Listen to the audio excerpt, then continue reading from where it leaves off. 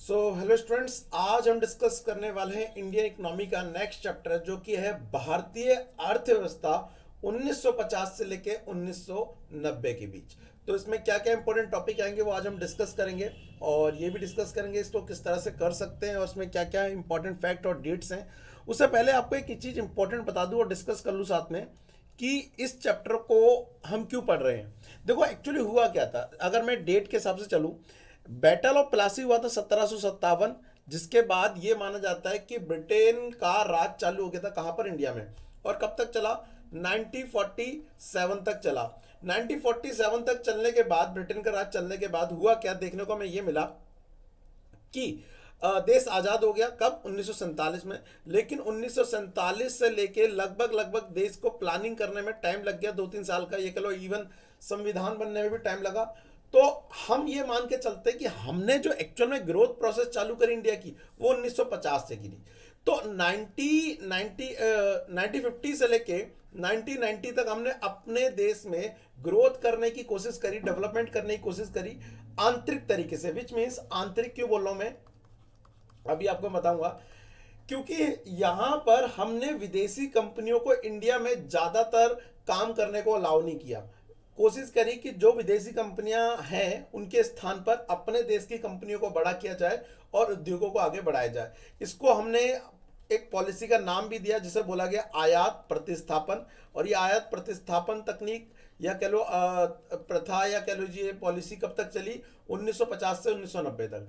फिर हुआ क्या 1991 में, इसके आगे जस्ट हमने अपने देश में क्या अपना ली? आर्थिक नीति को अपना लिया।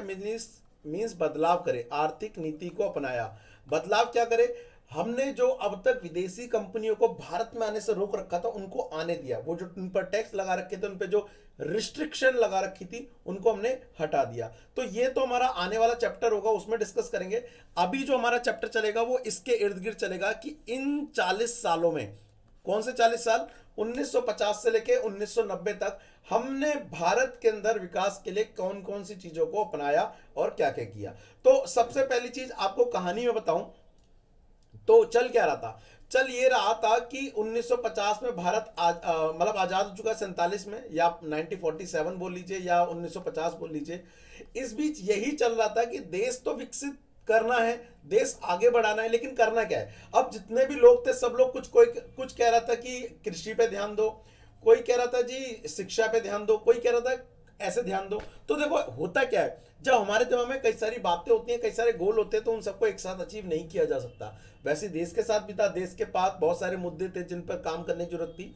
तो बोला कि एक काम करो, सबसे पहले तो यही प्लानिंग करो, नियोजन करो कि करना क्या है। तो सबसे पहले बात आई कि नियोजन मतलब होता है प्लानिंग। नियोजन करेगा कौन? देश का प्रधानमंत्री करेगा, या देश के अंदर जो स्टेट है, स्टेट के अंदर जो सीएम है वो करेंगे? कौन करेगा? राष्ट्रपति करेगा। तो उसी के ऊपर ये चैप्टर सारा कुछ दिया हुआ है, जिसके अंदर हम एक एक करके सारी चीजें पढ़ेंगे। इसके अंदर हम क्या करेंगे, ये वाला जो चैप्टर है 1947 से 50 वाला, इसके अंदर 1950 से 1990 के बीच जब टॉपिक आएगा, तो इसके अंदर सबसे पहले तो हम देश की पंचवर्षीय योजनाओं के बारे में डिस्कस करेंगे कि पंचवर्षीय योजनाएं क्या थी। ठीक है, जब ये डिस्कस हो जाएगा तो पंचवर्षीय योजना के बाद देश के कृषि क्षेत्र कैसा है इस टाइम ड्यूरेशन में, वो डिस्कस करेंगे। उसके बाद जब ये हो जाएगा तो हम डिस्कस करेंगे देश का औद्योगिक क्षेत्र कैसा था। ठीक है, और औद्योगिक के बाद अगला जो टॉपिक आएगा वो आएगा विदेशी व्यापार, भी डिस्कस करेंगे। तो ये चैप्टर वैसे देखा जाए तो बहुत बड़ा चैप्टर है, जिसके अंदर बहुत सारे कॉन्सेप्ट कवर होंगे। तो हम इस चैप्टर को एक साथ डिस्कस ना करके पार्ट्स में डिस्कस करेंगे।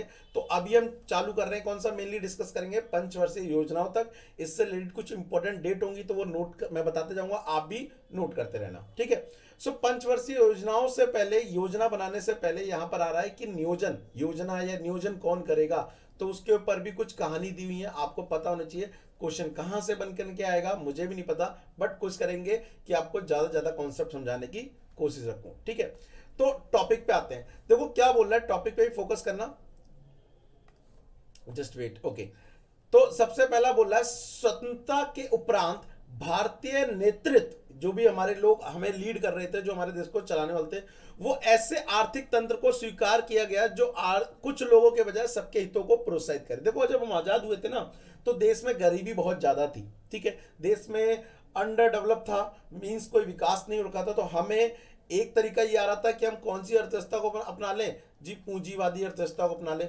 पूंजीवादी अर्थव्यवस्था, ध्यान रखना, पैसे को देखती है, विच मीन्स वो मांग और पूर्ति को देखती है, वो गरीबों को नहीं देखती। दूसरी वाली अर्थव्यवस्था थी समाजवाद, इसको अपनाते तो इसके साथ एक समस्या ये थी कि समाजवादी अर्थव्यवस्था में केवल सरकार का नेतृत्व होता, उसमें प्राइवेट सेक्टर को कोई इज्जत या कह लो कोई रोल नहीं दिया जाता, तो इसमें बहुत ज़्यादा रिस्ट्रिक्शन हो जाती। तो हमने ना पूंजीवादी को अपनाया ना समाजवाद को अपनाया, इन दोनों का मिक्स करके हमने बनाया अपने देश में कौन सी अर्थव्यवस्था? मिश्रित अर्थव्यवस्था। मिश्रित अर्थव्यवस्था क्या होती है जी? मिश्रित अर्थव्यवस्था में सरकार का रोल होता है, लेकिन सरकार के साथ साथ यहां पर निजी क्षेत्र का भी रोल बहुत इंपॉर्टेंट होता है। तो वही बोल रहा है, स्वतंत्र भारत में नेतृत्वकर्ताओं ने देखा कि पूरे विश्व में दो प्रकार की आर्थिक तंत्र, समाजवाद और पूंजीवाद व्याप्त है, मतलब चल रहे हैं। उन्होंने पूंजीवाद और समाजवाद दोनों को सर्वश्रेष्ठ लक्षणों को सम्मिलित कर एक नए आर्थिक तंत्र का निर्माण किया, जिसको बोला गया मिश्रित अर्थव्यवस्था। तो आप बोल सकते हैं कि भारत के अंदर कौन सी अर्थव्यवस्था पाई जाती है जी? भारत के अंदर मिश्रित अर्थव्यवस्था पाई जाती है।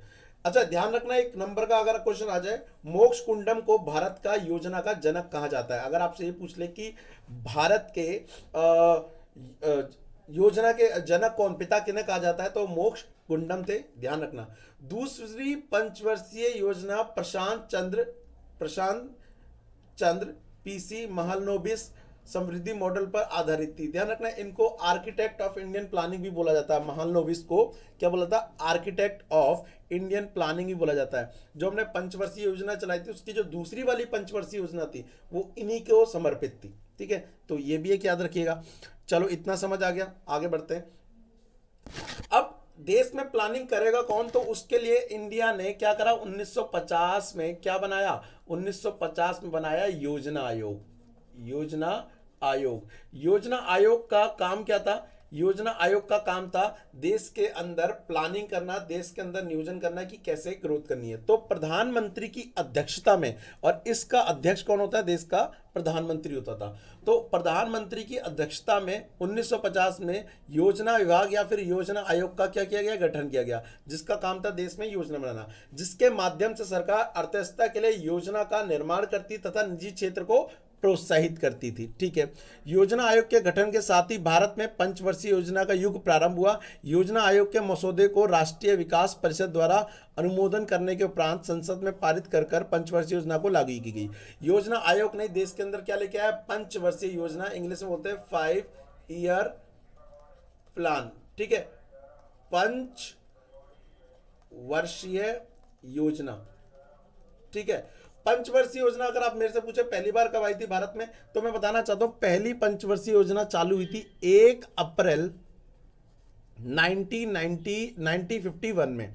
और कितने साल की थी? क्योंकि ये 5 साल की थी, तो कब तक चली है? 31 मार्च 1956 तक चली। ये हमारी पहली पंचवर्षीय योजना थी। जैसी हमारी फर्स्ट पंचवर्षीय योजना खत्म हुई, जैसी हमारी फर्स्ट पंचवर्षीय योजना खत्म हुई, सेकंड कब से चालू हो गई? फिर हुई है 1 अप्रैल 1956 से लेके ये चली 31 मार्च 1956 से लेके 61 तक चली। तो ऐसे ही हमारी कुछ पंचवर्षीय योजना 5-5 साल के लिए चल रही थी। बीच में कई बार ऐसा हो गया कि जो पंचवर्षीय योजना था वो पूरे 5 साल नहीं चल पाई। तो एक बार ऐसा हुआ कि एक बार चल पाई, एक बार ऐसा हुआ कि 2 साल ही चल पाई, और एक बार ऐसा हुआ कि 3 साल ही चल पाई। अच्छा आपको बता दूं अब तक कितनी पंचवर्षीय योजना चल चुकी है। तो 2 चीज इंफॉर्मेशन क्लियर करना चाहता हूं। भारत देश में अब पंचवर्षीय योजनाएं नहीं बनती हैं। भारत देश में अब पंचवर्षीय योजनाएं नहीं बनती है। लास्ट पंचवर्षीय योजना चली थी 2012 से 2017 के बीच, और इसी साल के बीच, इन्हीं 5 सालों के बीच पंचवर्षीय योजना बनाने वाली जो डिपार्टमेंट था योजना आयोग, उसको क्या कर दिया गया? बंद कर दिया गया। और उसकी जगह पे 2015 में योजना आयोग की जगह किसको लेके आ गए हम? नीति आयोग को। नीति आयोग अब देश के लिए प्लानिंग करता है, लेकिन ये योजना आयोग के स्थान पे आया है। अब ये पंचवर्षीय योजना ही बनाता है। तो लास्ट पंचवर्षीय योजना 2012 में चली थी 2017 तक, और ये कौन से नंबर की थी? ये 12th पंचवर्षीय योजना थी, विच मीन्स भारत में आज तक केवल 12 पंचवर्षीय योजना चली है। उसके बाद इंडिया के अंदर पंचवर्षीय योजना बनाना ही क्या कर दिया गया? बंद कर दिया गया। ठीक है, इतने में कोई डाउट नहीं होना चाहिए। टॉपिक पे लौटते हैं वापस। तो यहां पर ये चीज हो गया। अब जब पंचवर्षीय योजना के बारे में बता रहे हैं, तो पंचवर्षीय योजना को आप दो हिस्सों में बांट सकते हैं। क्या? दो हिस्सों में। मतलब आप जब प्लानिंग कर रहे हैं तो इंग्लिश में तो कहते हैं, एक होता है प्लान और एक होता है प्लानिंग। अब हिंदी में एक बार कंफ्यूजन है क्योंकि ऐसा कुछ के बारे में दिया नहीं है। तो जो पंचवर्षीय योजना है वो नॉर्मली कितने साल के लिए होती है? 5 साल के लिए होती है। लेकिन जो प्लानिंग होता है, आप शायद इसको नियोजन वर्ड बोले, शायद यही होगा। जो नियोजन वर्ड होता है वो कितने सालों के लिए होता है? 20 ईयर के लिए होता है। तो इसके अंदर क्या होती है? पंचवर्षीय योजना आती है। ठीक है, कितने साल वाली? 5 वाली। तो इनको अल्पकालीन उद्देश्य ही बोला जाता है। अल्पकालीन उद्देश्य मतलब इनको केवल कितने साल में पूरा करना होता था? 5 साल के अंदर पूरा करना होता था। फिर अगले 5 साल कुछ और, फिर अगले 5 साल कुछ और। लेकिन कुछ उद्देश्य ऐसे थे जो लंबे समय तक चलते थे, जिनको केवल 5 साल में अचीव नहीं किया जा सकता था, तो उन्हें हम बोलते थे दीर्घकालीन उद्देश्य। दीर्घकालीन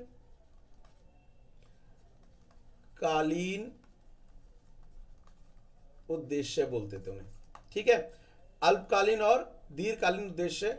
अब यहां पर पेपर में जाकर जो पूछता है वो पूछता है पंचवर्षीय योजना के दीर्घकालीन उद्देश्य कहते हैं। एक्चुअली में देखो, पंचवर्षीय योजना वो अल्पकालीन उद्देश्य बनाती है, लेकिन योजना के दीर्घकालीन उद्देश्य आपसे पूछ सकता है। ठीक है, तो यहां पर आप देखिए, तो यहां पर आपको बता रहा है कि पंचवर्षीय योजना के दीर्घकालीन उद्देश्य कुछ 5 या 4 उद्देश्य इंपॉर्टेंट थे। प्रत्येक पंचवर्षीय योजना कुछ विशेष रणनीति तथा लक्ष्य होते थे जिन्हें पूरा करना था। पंचवर्षीय योजना के लक्ष्य निम्न है। ध्यान रखना, ये 5 साल वाले नहीं है, ये लॉन्ग टर्म वाले हैं जो कई सालों के लिए चलते थे। सबसे पहले था उच्च समृद्धि दर। हम ये चाहते थे कि हमारा देश का जीडीपी लगातार क्या हो? ज्यादा होता रहे। अब ये जीडीपी आप में से कईयों को नहीं पता हो तो बता दूं, प्राथमिक, द्वितीयक और तृतीयक क्षेत्र, तीनों क्षेत्रों को, उत्पादन को अगर जोड़ दिया जाए तो उसे बोलते हैं जीडीपी। तो हम चाहते थे कि हर साल हमारा जो उत्पादन है वो क्या हो? बढ़ने लग जाए। उसके बाद अर्थव्यवस्था का आधुनिकरण। हम चाहते थे कि हमारी अर्थव्यवस्था लगातार क्या होते रहे? बढ़ते रहे, आधुनिक होते रहे, नई नई तकनीक का प्रयोग करें, हमारा देश सामाजिक तौर पर और आर्थिक तौर पर विकसित करे। ध्यान रखना इंपॉर्टेंट है, आर्थिक तौर के साथ साथ, आर्थिक विकास के साथ साथ सामाजिक विकास भी करना जरूरी था। सामाजिक विकास में भी आ रहा है, जैसे कि आप मैन को क्या करते हैं? आजादी देते काम करने के लिए, इस तरह स्त्री को भी आजादी काम करने की होनी चाहिए, उनको भी कई सारी चीजों में भागीदारी होनी चाहिए। तो ये क्या है? एक सामाजिक विकास का लक्षण है। तो ये चीज नीचे दी हुई है यहाँ पर, समृद्धि वाला, इसको आप रीड पढ़ लीजिएगा। ठीक है, और आधुनिकरण में देखो, थोड़ा सा पढ़ देता हूँ। वस्तु और सेवाओं के उत्पादन वृद्धि के लिए उत्पादकों को नई तकनीक को स्वीकार किया जाता है। नई तकनीक का प्रयोग ही आधुनिकरण है। इंपॉर्टेंट है क्या? नई तकनीक का प्रयोग ही क्या कहलाता है? आधुनिकरण। जैसे कि फसल उत्पादन में वृद्धि के लिए पुराने बीजों के बजाय नई किस्म के बीज, जो आपने सुने होंगे HYV सीड्स, उनका प्रयोग करना।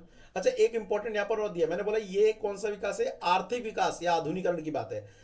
सामाजिक भी बोला था, तो देखो क्या बोल रहा है यहाँ पर, बल्कि आर्थिक के साथ साथ बल्कि राष्ट्रीय, वैचारिक एवं सामाजिक मनोस्थिति में परिवर्तन भी, जैसे महिलाओं को सम्मान, अधिकार दिया जाना।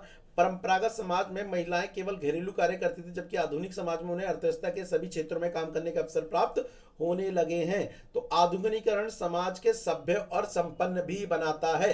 तो आधुनिकीकरण केवल तकनीक से नहीं होना है, दिमाग से भी होना है। ठीक है, ये दूसरा हमारा दीर्घकालीन उद्देश्य था। ठीक है, तीसरा जो इंपॉर्टेंट उद्देश्य था वो था आत्मनिर्भर उद्देश्य। आत्मनिर्भर उद्देश्य का मतलब होता है कि जो चीजें हम विदेशों से खरीदते हैं उन्हें दूसरे देशों से नहीं खरीदना, अपने देश में क्या करना है? उत्पादन करना है। आपको पता है 1965 में हमारी वॉर हुई थी पाकिस्तान के साथ। उस वॉर में क्या हुआ? हमने पाकिस्तान के साथ वॉर कर रहे थे, लेकिन बीच में, और पीट भी देते, कोई दिक्कत नहीं थी, लेकिन बीच में अड़ंगड़ आया किसने? यूएसए ने, अमेरिका ने। उन्होंने दोनों से बोला दोनों अलग हो जाओ, अदरवाइज जो आपको खाना हम सप्लाई करते, चावल सप्लाई करते, गेहूं सप्लाई करते, वो नहीं करेंगे। एक्चुअली उस टाइम पे क्या था, हमारे खाद्यान्न उत्पादन इतने अधिक नहीं थे, हम डिपेंड थे किन के ऊपर? यूएसए के ऊपर, उनसे हम सामान खरीदते थे। तो मजबूरी में हमें क्या होना पड़ा? उस पर करना पड़ा। लेकिन उसके बाद पता पड़ा कि यदि हम आज खाद्यान्न उत्पादन में अपने ऊपर क्या होते, निर्भर होते, तो हमें दूसरे देशों पे क्या नहीं होना पड़ता? डिपेंड नहीं होना पड़ता। तो तब से हमने बोला कि सबसे पहले हमें अपने ऊपर क्या होना पड़ेगा, निर्भर होना पड़ेगा बजाय दूसरों पे, और फिर उसके बाद अपने डिसीजन खुद लेंगे। तो यहां पर एक नया उद्देश्य बना, आत्मनिर्भरता, वहीं से निकल के आया। तो इसी के बाद हमने अपने देश में क्या करी, हरित क्रांति करी, जस्ट इसी इंसिडेंट होने के बाद। और हरित क्रांति में हमने अपने खाद्यान्न उत्पादन में क्या करी, आत्मनिर्भरता को हासिल किया। सो राष्ट्र के आर्थिक तथा आधुनिकरण की प्रक्रिया में तीव्र करने के लिए दो रास्ते हैं, अन्य देशों से आए संसाधनों का प्रयोग करना, या तो दूसरे देश से सामान को आयात करो, या स्वयं के संसाधनों का उपयोग। प्रथम 7 पंचवर्षीय योजनाओं में आत्मनिर्भरता पर अधिक बल दिया गया, और अन्य राष्ट्रों में ऐसी वस्तु सेवाओं का जिनका स्वयं उत्पन्न हो सकता है उनके स्थान पर अपने देश में उत्पन्न किया गया, जिसको बोला गया आयात प्रतिस्थापन। इसको हम कह सकते हैं, आयात को हम कम कर रहे थे तो आयात हतोत्साहित किया गया, मतलब हतोत्साहित का मतलब होता है कम किया गया। इसी नीति के मुख्यतः खाद्यान्न उत्पादन में हमारी अन्य राष्ट्रों पर निर्भरता क्या हुई, कम की गई। और यह आवश्यक थी, बता दिया क्यों आवश्यक थी, मैंने अभी आपको पढ़ के भी समझाया। एक नए स्वतंत्र देश के लिए आत्मनिर्भर आवश्यक वस्तुएं होना, नॉर्मली बोले कि एक जो स्वतंत्र देश है उसका खुद पर आत्मनिर्भर होना बहुत जरूरी है, बजाय किसी और देश पर क्या होने के, निर्भर होने के। ठीक है, एक उद्देश्य ये इंपॉर्टेंट था। और लास्ट उद्देश्य था समानता, सब बराबर हो। अब सब बराबर का मतलब ये नहीं कि सबकी सैलरी बराबर कर दो, 50,000 50,000 50,000, तेरी डॉक्टर की 50,000, कंपाउंडर की 50,000, चपरासी की 50,000, IAS की 50,000, नहीं, ऐसा नहीं। समानता का मतलब है एटलीस्ट सबको बराबर लाओ, सारे समाज को बराबर लाओ, प्लस जितना वो डिजर्व करते हैं उनको उनका पारिश्रमिक भी दो। समानता हर तरह से। तो समानता के अभाव को उपयुक्त 3 उद्देश्यों अपने आप ही किसी राष्ट्र के लोगों को जीवन स्तर में वृद्धि करने में सक्षम नहीं है। मान लो तुमने ऊपर वाले सबको सही कर लिए, आपने GDP बढ़ा ली, बहुत अच्छी बात है, आपने आधुनिकरण कर लिया, बहुत अच्छी बात है, आप आत्मनिर्भर हो गए, बहुत अच्छी बात है, लेकिन आपके देश के लोगों के बीच बहुत ज्यादा क्या पाया जाता है, अंतर पाया जाता है। तो ये किसी बेकार बात से कम नहीं है। तो यदि आधुनिकरण, समृद्धि और आत्मनिर्भरता राष्ट्र के गरीब तबके तक नहीं पहुंचती तो किस बात की आर्थिक समृद्धि, समझ रहे हो, ये केवल किसका फायदा कर रही है, धनी व्यक्तियों का ही फायदा कर रही है। अतः समृद्धि, आत्मनिर्भरता और आधुनिकरण में भागीदारी के लिए आवश्यक है प्रत्येक भारतीय को उसकी प्राथमिक आवश्यकताएं, जैसे भोजन, आवास, घर, कपड़ा, स्वास्थ्य, शिक्षा आदि क्या होनी चाहिए, प्राप्त होनी चाहिए। यही क्या कहलाता है, समानता कहलाता है, और ऐसा होना भी चाहिए। वेल, आज वाले पार्ट में मैं आपको इतना ही डिस्कस कर रहा हूं। इसके बाद का जो इंपॉर्टेंट टॉपिक होगा नेक्स्ट पार्ट में डिस्कस करूंगा आपके साथ। आपसे 2 चीजों की उम्मीद करता हूं। सबसे पहले तो इस वीडियो को अपने दोस्तों के साथ शेयर करो, ताकि आपको चाहते हैं कि हिंदी मीडियम की वीडियो ऐसे बनते रहें, तो आपको शेयर करना पड़ेगा, ठीक है। प्लस इस वीडियो को फटाफट क्या कर दो, लाइक कर दो।